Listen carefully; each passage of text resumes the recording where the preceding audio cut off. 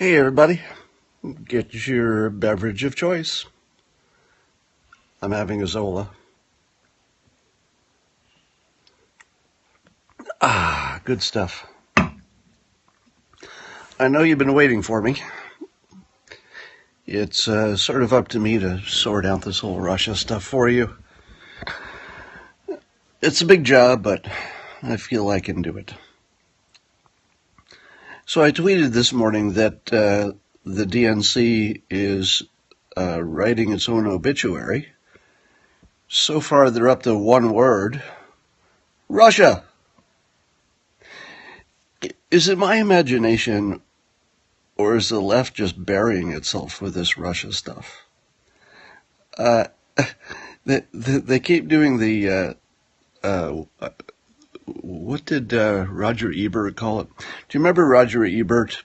He was a great movie reviewer, and he would talk about horror movies where there would be something moving in the scary house, and you'd hear something. It's like, what's that scary thing in the house?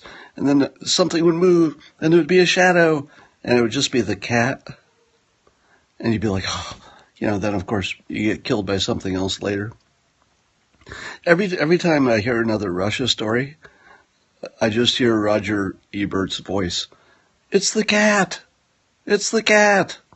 Was it Siskel who said that? Anyway. So I'm looking at these latest emails from Donald Trump Jr. Most of you have seen them, right? And it's the strangest, weirdest story.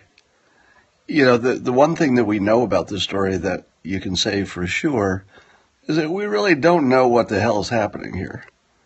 Because who is this British publicist who sends an unsecured email saying, hey, the Russian government wants to collude with you?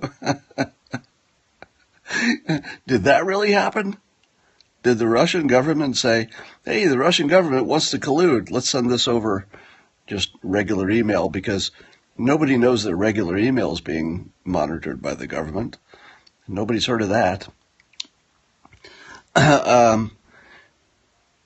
And what I love about this, in a weird way, is, and I've said this before, think about all the things you have learned in the past, year and a half, 2 years, since President Trump started his run for the office. How much you've learned about how the government works, the Supreme Court works, how Congress works, how Obamacare works, how much you've learned about the law, how much you've learned about just how stuff works. It's really kind of amazing.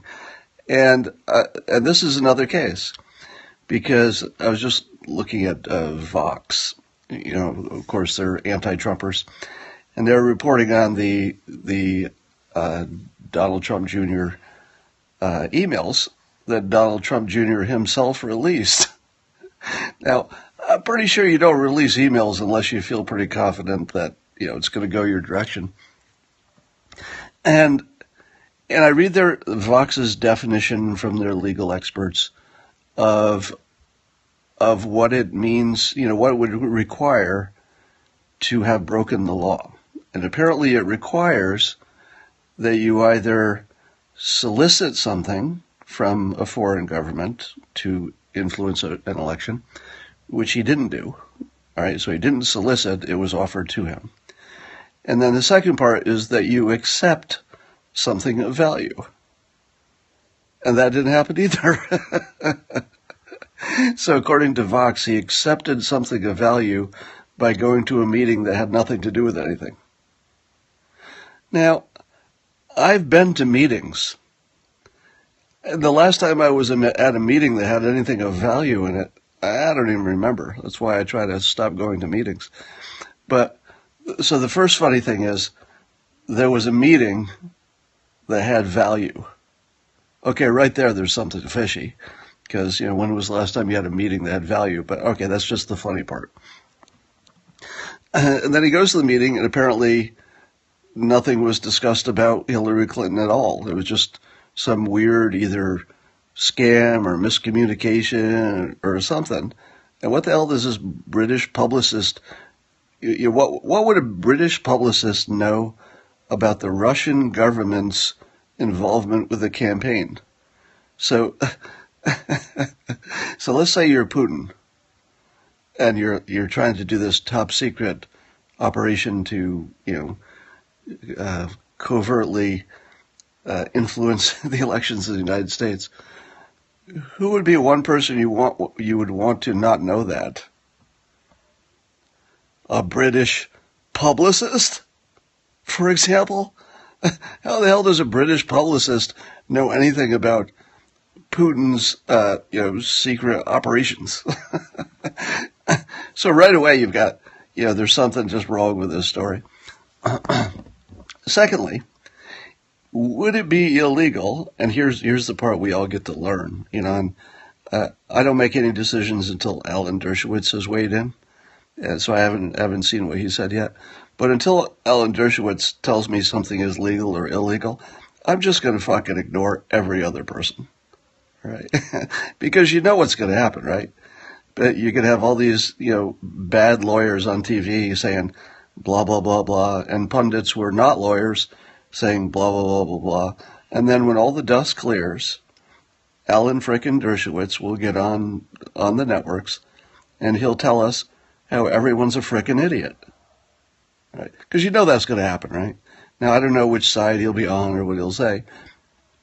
But if there's one pattern that has repeated itself for, about 2 decades since I've been watching TV, that the lawyers go blah, blah, blah, and that are all wrong. And then Alan Dershowitz goes on and goes, let me tell you what the law is. All right, here's the law. So it seems to me, in my non-lawyer mentality, and by the way, obviously Don Jr. talked to some lawyers before he released that. It's not like he just thought he was sitting alone in his office and said, hey, I think I'll just release a bunch of emails that will send me to jail. I don't think that happened. I think he talked to lawyers and they looked at it and said, this is laughable. Literally nothing happened during the meeting. And I even wonder about the illegality of listening to an American talk. So this lawyer, I don't know if she was an American citizen or, at the very least she was here legally. So this is a legal person here in the United States legally, or a citizen. I don't know what the situation is. But if somebody says to you, I have some information that will really help you, but it might have come from a bad source, with the exception of insider trading, which even then you'd have to act on it to make it illegal, I can't think of an example where listening to information in a country that has freedom of expression would be illegal. Oh, she's here on visa. So it doesn't matter. She's here legally. It is highly illegal without a FISA. What?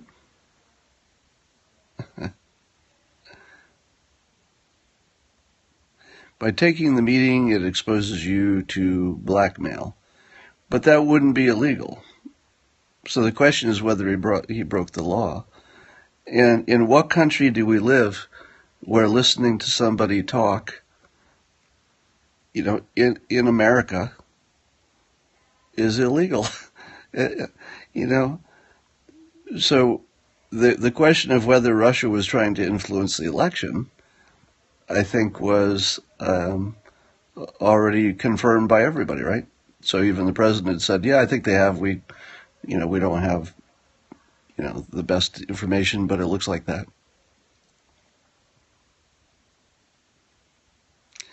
All right, just reading some of your comments here. What about Hillary and the Ukraine? Yeah, that story seems to exist nowhere except on Hannity.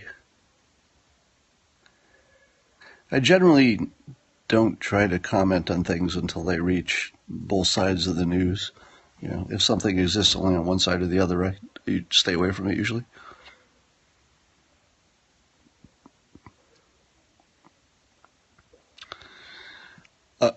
Somebody's worried that my Sam Harris interview will be edited badly. I don't think that's a problem. The dossier was from the Ukraine.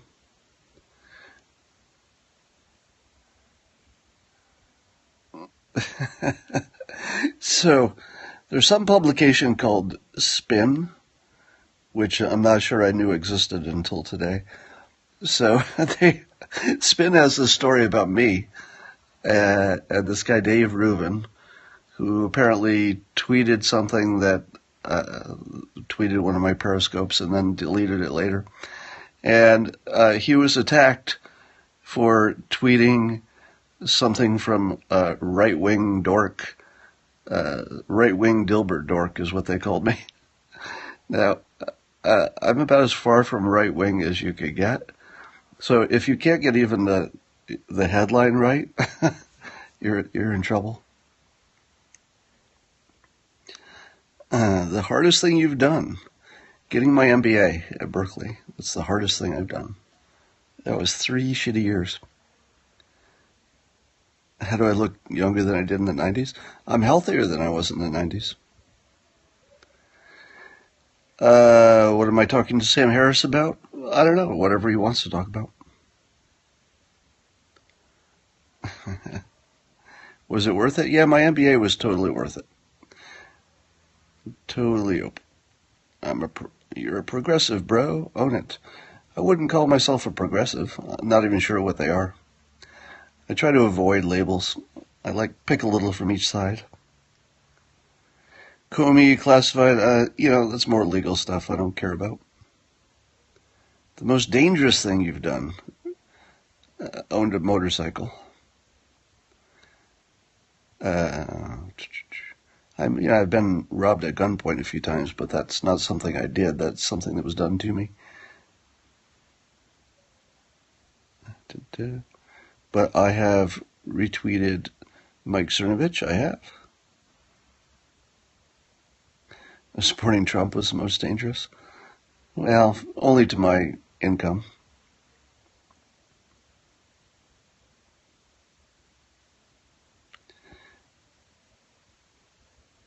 Doesn't the email show that Junior tried to collide? You mean collude? That he tried to collude? Is it collusion if somebody has information and they tell you the information? Is that collusion? If somebody says they have information that would be collusion, can't you listen to it anyway? Is it illegal to listen to something? I just don't get the concept that there's something that somebody can tell you that somehow is criminal. In what world can somebody not talk to another person in the United States about any topic at all? I can't think of anything that you can't transmit in terms of words.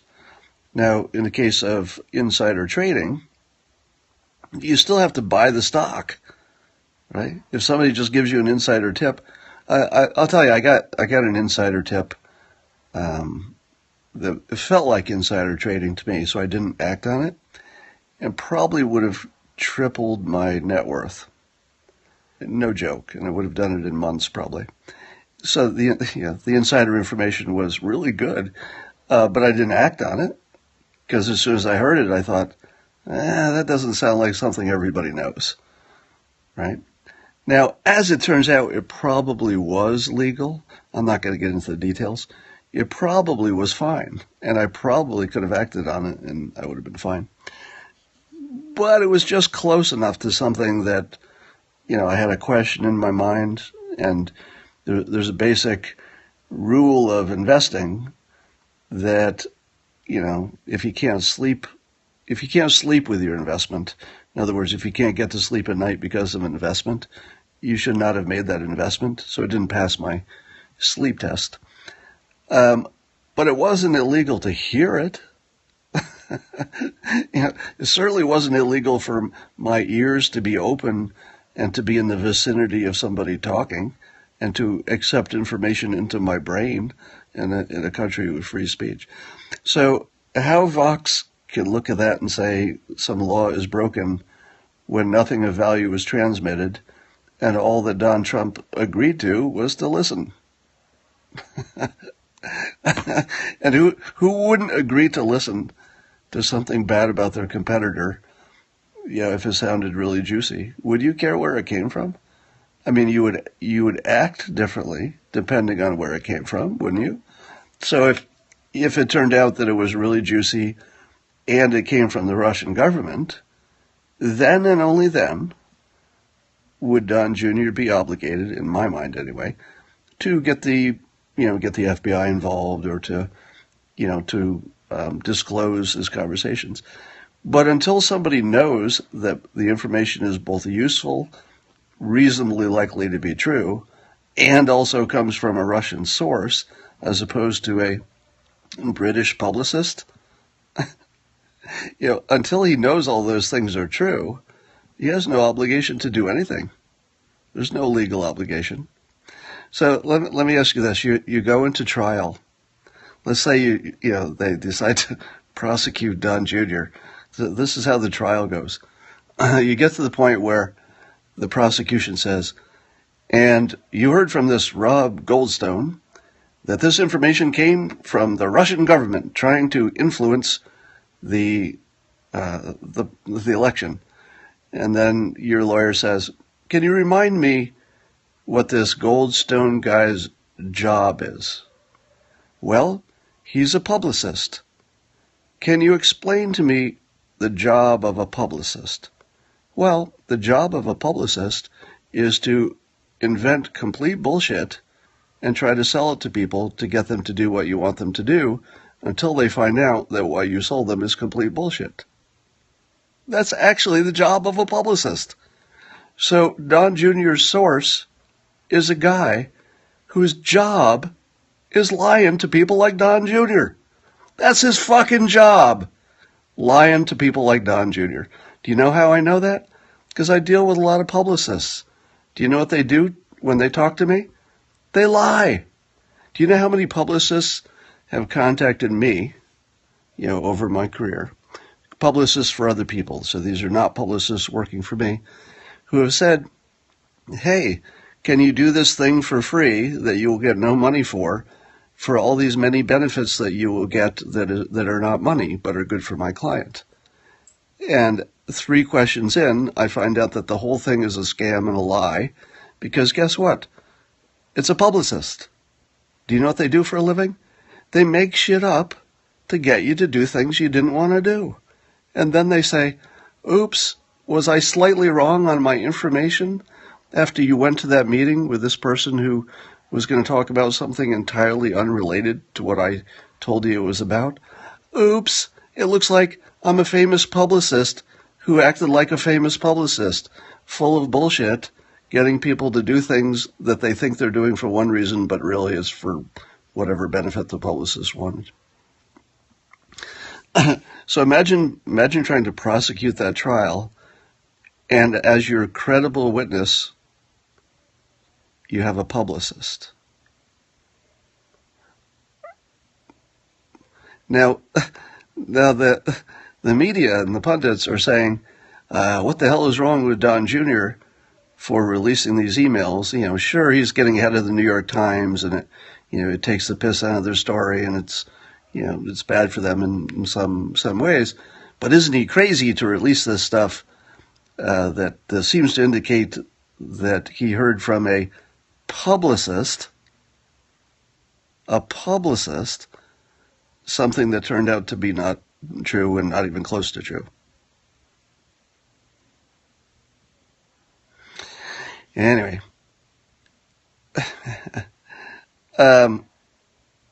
so the larger story here, and this is how I started this before some of you got on, was, and I'll just repeat my tweet from today, that the DNC is writing their own obituary, and so far it only has one word: Russia. Because the longer they spend on this Russia stuff without any fruit, the deeper they go into irrelevant obscurity. Imagine you're on the DNC side. So let's say you're on the left, and you've pinned all of your hopes and dreams first on Hillary Clinton. Now let me go back further. Let's say you were a Bernie supporter, and you put all of your hopes on Bernie. But Bernie didn't get nominated. All right. You take your disappointment and you say, but at least we have Hillary. And you put all of your hopes and dreams in Hillary. And it doesn't quite work out for you. So then you say to yourself, well, at least Trump is Hitler. And once everybody sees that he's Hitler, clearly we'll get rid of him then. So you march in the streets because you're like, Hitler, Hitler, Hitler.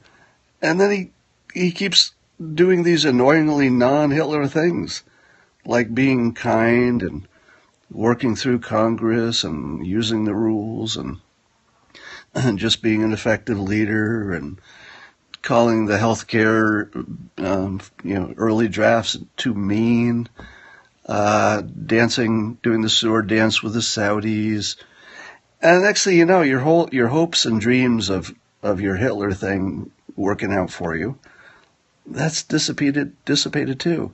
So now you're disappointed about Bernie. You've been disappointed by Hillary, and now this whole Hitler illusion turned out to be nothing. What do you got? Thank God for Russia. Thank God we have one last hope. We can take it home. We're going to ride this Russia horse, all the way to the finish line. Finally, the Bernie thing didn't work out. The Hillary thing didn't work out. The Hitler thing didn't work out. But damn it, we've got Russia. So, how good do you feel to be on that team? And it's all the worse because I would love to be a fly on the wall in Don Jr.'s office or house today, because I think he's laughing. He might be worried about just because when you get this many lawyers involved and asking questions, that's never good for anybody. But I think he's laughing because the left has gone so far into the briar patch with this Russia stuff that it doesn't wash off anymore, and it's not working. If you think about it, their best attack, forget all the policies they didn't like, they didn't like Trump's immigration policies, but, well, illegal immigration is down between 50 and 70%. They didn't like anything he did, but, now they've got this one hope, and their one hope is that maybe a court will think that a meeting in which nothing relevant was discussed can be defined as transferring value, and that the person whose credibility is central to any case is a British publicist. Quick, I want you to say in the comments, somebody who has a job, just, the occupation, that has lower credibility than a British publicist. Go. Who has lower credibility than a British publicist? Let's see your answers. A lawyer. No, I'm sorry. CNN and Jake Tapper have far higher credibility than a publicist. Remember, CNN's job is to tell you the truth. If they get it wrong or they get it biased, that can happen. But a publicist's job is to lie to you. That's the fucking job. If telling the truth was all that they did, you wouldn't hire a publicist. Because the celebrity themselves can tell the truth. Hey, here's a tweet. Here's a press release. Here's the truth. You don't hire a publicist to tell the truth. Kanye, Ukrainian publicist. Yeah, maybe a Ukrainian publicist. Nigerian billionaire. Donna Brazil. A life coach. Hey, these are funnier than I. Amway. Podesta. This is funnier than I thought it would be. Nixon, lobbyist, used car salesman. All right, so you can stop now. So you get my point. So Don Jr. is probably somewhere privately laughing that the best last hope from the left, all they have left is that they're depending on the credibility of a guy whose professional occupation is lying to people like Don Jr. to tell them that things are bigger or more important than they really are. Now, here's the second thing. Do you think Don Jr. might have suspected that, maybe this wasn't as accurate as it was explained to be? How many times have people misrepresented the importance of something to Don Jr. in his professional career? How many meetings has he gone into where somebody said, this is going to be X, and then he walked in and found out it was really small x or little y or something not even close, or the person with the information didn't make it to the meeting, or, if somebody told me, hey, Jesus has returned and he's actually in physical form, and, if you can meet me at 3:00, you can meet Jesus. It's the real one, and not a guy pretending to be Jesus. He actually has come back, and he'll be in the meeting at 3:00. Now, do I take that meeting? Well, I might take the meeting just to see what's going on, but do I think that Jesus is going to be in the meeting? Probably not. Now, when Don Jr. hears that somebody's got some juicy stuff and it came from, has something to do with Russian, blah, blah, blah, blah, does he take the meeting? Well, if it came to him through somebody he knew, maybe. But does he expect that the contents of the meeting will be just as described by a British publicist? No, he does not.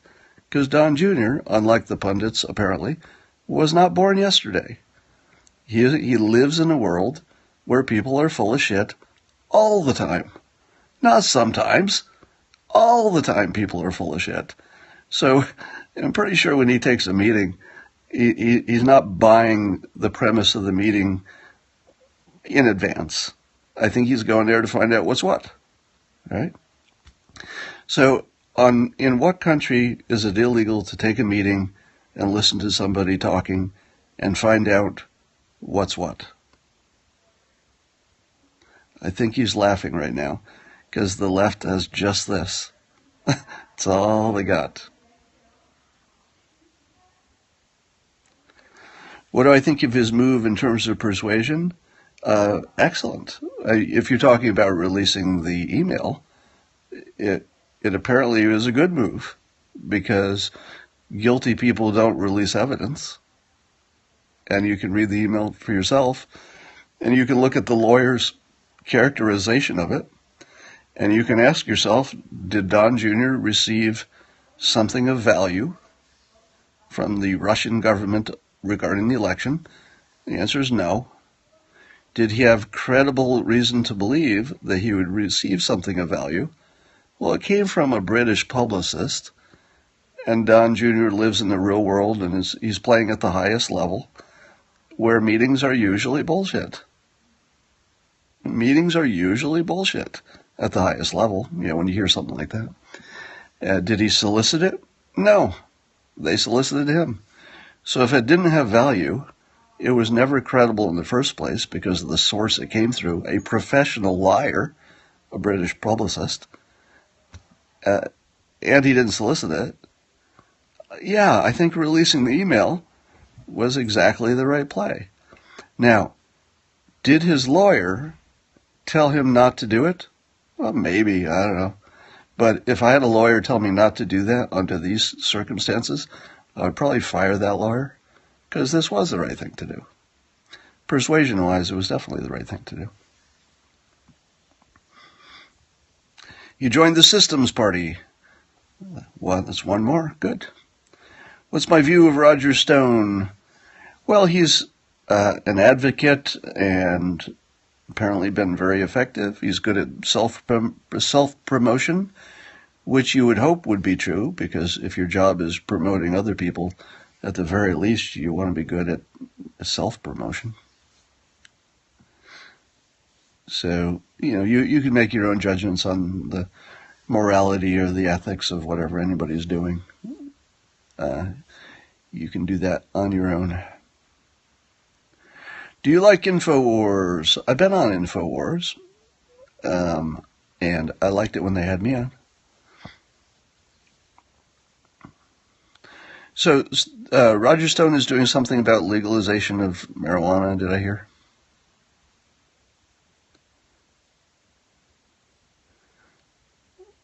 Yeah, I saw the Get Me Roger Stone documentary. Is this finally the end for Trump? Did somebody really say that? I feel like some people are walking in this weird cloud movie where the presidency is going to be ended any moment now because of things that are completely irrelevant to everybody. Maybe it was a joke. It's so hard to tell now. Do you think hit pieces help you now? I don't think they make much difference now.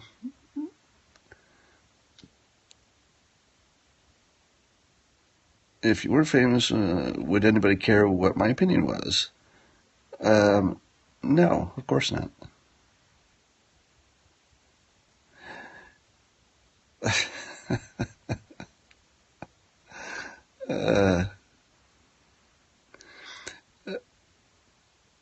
Maxine Waters watches my Periscope. I don't think so. Now, I'll tell you the strangest thing. One of the things that is actually puzzling to me is that the Republicans don't take the low-hanging fruit.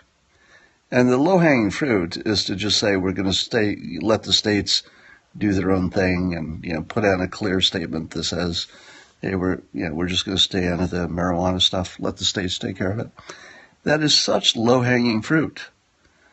It's not going to cost them a single vote on the Republican side, and it's going to make a huge difference on the other side.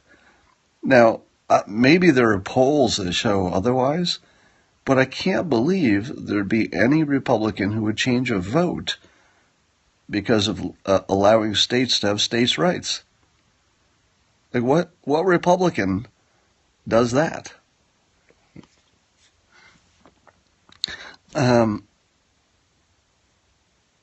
Yeah. Ron Paul's stance on abortion, defer to states. Well, that's the current view of the Republicans, right? Defer to the states.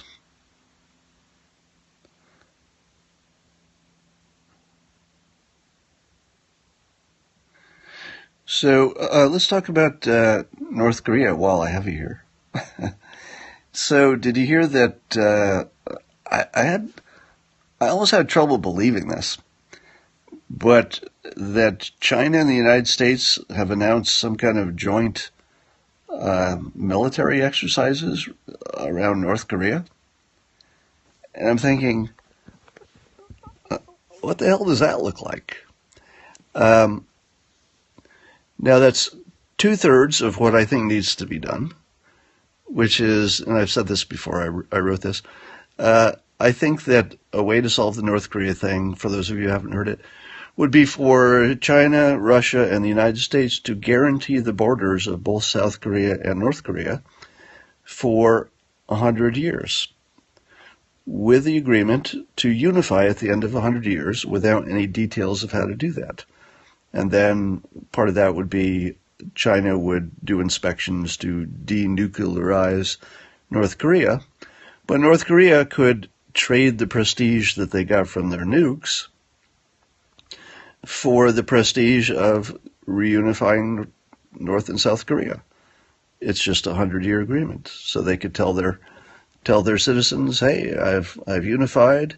Our nuke program was great. Now we're going to turn it to peaceful use. We'll get some nuclear reactors, that sort of thing."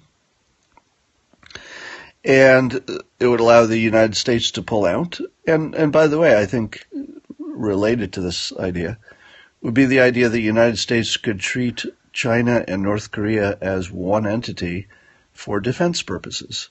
In other words, I think it would be reasonable to say, given China's control of North Korea, that if North Korea attacked the mainland of the United States, that we would call that an attack from China, and respond militarily to China, because it doesn't make sense to treat them as two countries if it's one risk that China can either mitigate or not.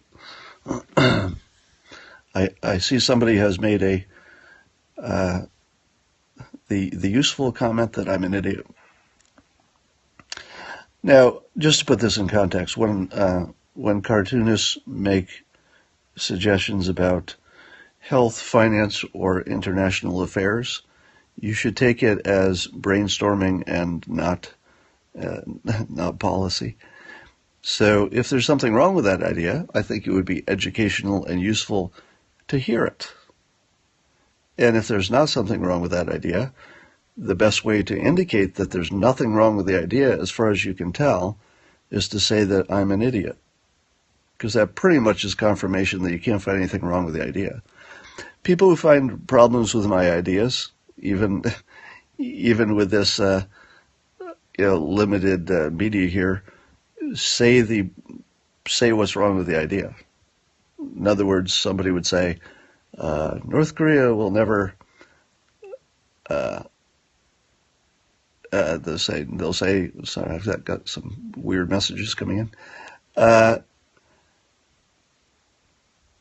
So if somebody had a problem with the idea, they would say, "Here's my one sentence that's the problem with the idea."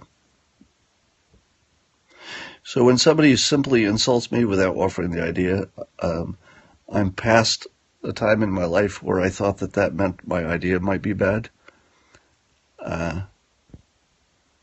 And I'm at a point where that's just a tell for cognitive dissonance.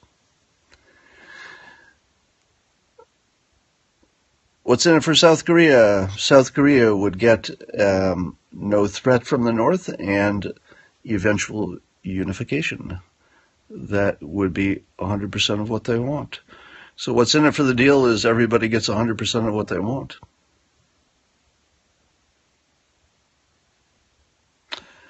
What about North Koreans' people? What about them? They'll do whatever their leader tells them to do.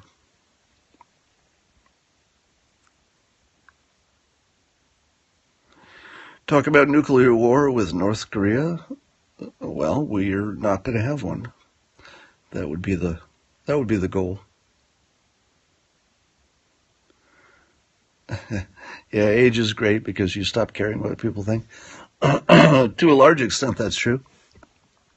I've said this before, but nobody loves the idea of growing older. But I am totally blown away at the advantages of being older that I wouldn't have imagined. And one of them is that you get this natural credibility just for being around longer. That may be unearned, I don't know. But people just give you a natural respect, and they afford you credibility that you may not have even earned.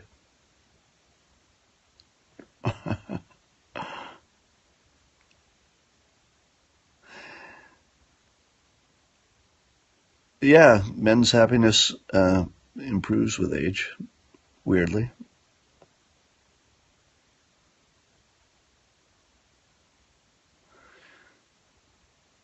You're 56 and happier than ever. Yeah, all the studies say that that's the case. It turns out that wisdom and age have some benefits.